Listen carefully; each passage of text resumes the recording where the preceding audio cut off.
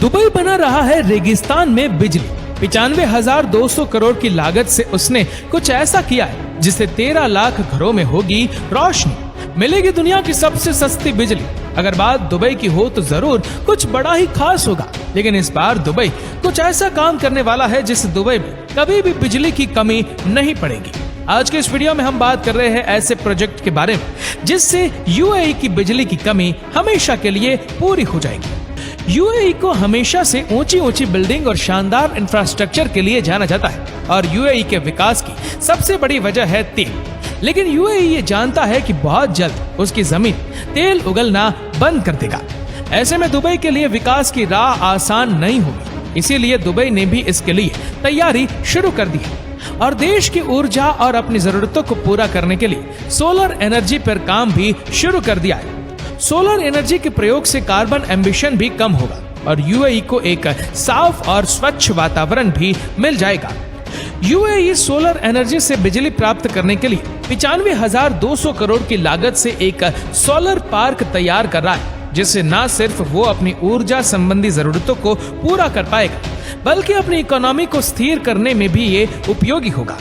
ये park Dubai के रेगिस्तान में यूएई के प्रधानमंत्री मोहम्मद बिन राशिद अल मक्तूम के नाम पर बन रहा है। इस प्रोजेक्ट का फर्स्ट फेज 22 अक्टूबर 2013 से काम कर रहा है। इस कार्य से 13 मेगावाट बिजली का उत्पादन आज की तारीख में हो रहा है। इस फेज में 1,52,000 फोटोवोल्टिक सेल और 13 ट्रांसफार्मर्स को जोड़कर इन्वर्टर तैयार किया गया है। और आपको जानकर हैरानी होगी कि केवल फर्स्ट फेज के चालू होने से ही वार्षिक कार्बन एमिशन में 15,000 टन की कमी आई है। 20 मार्च 2017 को शेख मोहम्मद बिन राशिद ने इस प्रोजेक्ट के दूसरे फेज को लॉन्च किया।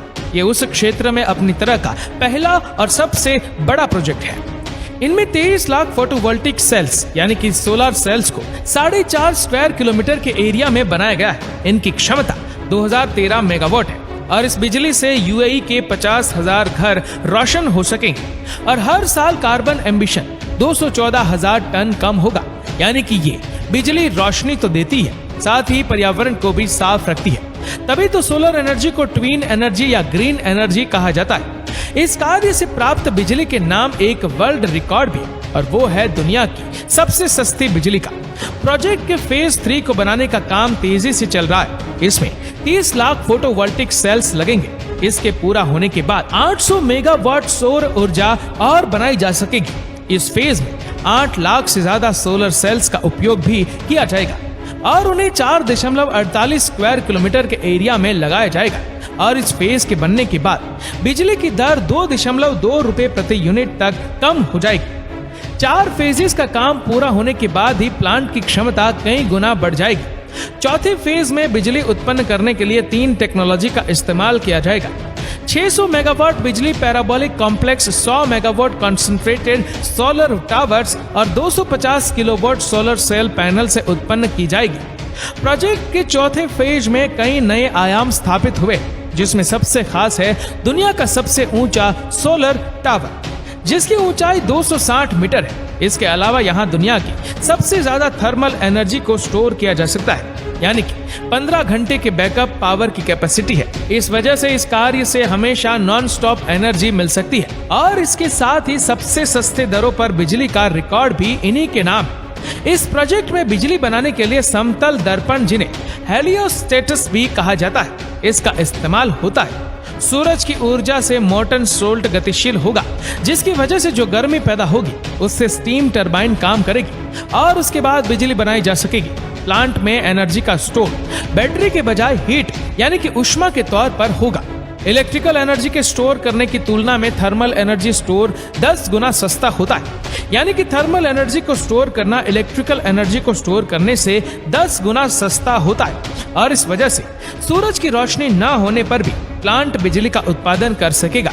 यूएई इस प्रोजेक्ट को सफल बनाने के लिए काफी कोशिशें कर रहा है। उसका उद्देश्य 2050 तक यूएई को ग्रीन एनर्जी बेस्ड कंट्री बनाना है। इसके लिए प्राइवेट और कॉर्पोरेट सेक्टर से भी मदद ली जाएगी। 4 फेज का काम पूरा होने के बाद भी प्लांट की क्षमता 1963 मेगावाट बिजली का उत्पादन कर पाएगा। मोहम्मद बिन राशिद अल मक्तूम सोलर पावर को 2030 तक 5,000 मेगावाट बिजली पैदा करने में सक्षम हो जाएगा। लेकिन दोस्तों यहाँ एक समस्या भी है। प्लांट जो है वो रेगिस्तान में बन रहा है और रेत इसकी सबसे बड़ी समस्या बन सकती है। मॉड्यूल्स पर रेत जमने से प्लांट की क्षमता पर असर पड़ सकता है, लेकिन हम बात यूएई की कर रहे हैं और यहाँ हर समस्या का समाधान पहले ही ढूंढ लिया जाता है। यहाँ की धूल साफ करने के लिए तैयारी कर ली गई। ड्राई रोबोटिक क्लीनिंग सिस्टम के जरिए हर रेत को तुरंत साफ कर दिया जाएगा। देखा आपने किस तरह यूएई अपने खाली वीरान पड़े रेगिस्तान का उपयोग करके देश में उजाला कर रहा है। सोचिए ये जो सोलर एनर्जी पावर प्लांट बन रहा है, ऐसे अगर सैकड़ों पावर प्लांट दुबई ने एस्टेब्लिश कर दिए तो ऐसी स्थिति में वहां पर एनर्जी पूरी तरीके से 100% ग्रीन एनर्जी बेस्ड कंट्री बनने से दुबई को कोई नहीं रोक सकता। हो सकता है वो बिजली बेचने का काम भी शुरू कर दे, क्योंकि रेगिस्तान की कमी तो है नहीं वहां पर, और सोलर एनर्जी ऐसी है जो कि फ्री में इजीली दुबई में मिल जाती है रेगिस्तानों की वजह से। यूएई एक छोटा सा देश है, उसके बाद भी वहां के रेगिस्तान में सोलर पैनल लगाकर इतनी अधिक बिजली उत्पन्न की जा रही है। तो जरा सोचिए, अगर सहारा रेगिस्तान को पूरी तरह सोलर पैनल से ढक दिया जाए तो पूरी दुनिया में कभी लाइट नहीं जाएगी। सोच तो अच्छी है, लेकिन क्या ये मुमकिन है? आइए देखते हैं। दोस्तों, अगर सहारा रेगिस्तान के 2% भाग को भी सोलर पैनल से ढक दिया जाए तो इतनी बिजली उत्पन्न होगी जो पूरी दुनिया के लिए काफी हो जाएगी, और ऐसा करने से सहारा रेगिस्तान में भी हरियाली छा जाएगी। कैसे? सिंपल सी बात है। असल में सहारा की रेत का रंग भूरा होता है, मतलब कि अधिकतम मात्रा में सूरज की रोशनी पर इफेक्ट करता है। जब यहाँ काले सोलर पैनल लगाए जाएंगे तो वातावरण में मौजूद नमी भाप बनकर ऊपर आएगी और फिर ठंडी होकर बरसने लगेगी। वर्षा अच्छी होने की वजह से पेड़ पौधों की ग्रोथ अच्छी होगी। लेकिन ये सब सुनने में जितना अच्छा लग रहा है, असल में ये इतना आसान नहीं है, क्योंकि इतने बड़े एरिया में सोलर पैनल लगाना बहुत ही खर्चीला काम होगा और यहाँ से बिजली को दुनिया के दूसरे देशों तक भेजना बहुत महंगा साबित होगा। ऊपर से जब बिजली को एक जगह से दूसरी जगह ट्रांसफर किया जाता है तो 10% तक बिजली बर्बाद हो जाती है, मतलब महंगी बिजली और अधिक महंगी हो जाएगी। इसके अलावा ये एक लंबा प्रोजेक्ट है जिसके लिए कई देशों को साथ मिलकर काम करना होगा, और इतने लंबे समय में कई देशों में राजनीतिक परिवर्तन देखने को मिल सकता है, जिसकी वजह से प्रोजेक्ट बीच में ही अटक सकता है। प्रोजेक्ट का मेंटेनेंस भी बहुत महंगा पड़ेगा। इसके अलावा अगर हम ये सोचें कि ये बिजली अफ्रीका जैसे गरीब देशों में जाए तो शायद उसका कुछ भला हो जाए, लेकिन अफ्रीका की राजनीतिक अस्थिरता देखते हुए ये मुमकिन नहीं, और वहां के पावर ग्रिड में भी इतनी क्षमता नहीं कि इस पावर को संभाल सके। ऐसे में ये प्रोजेक्ट भी किसी सुहाने सपने की तरह ही नजर आता है। सोलर एनर्जी ऐसी एनर्जी है जिसका सही उपयोग कई घरों से अंधेरा दूर कर सकता है। आज भी हम सोलर एनर्जी का सही से यूज नहीं कर पा रहे।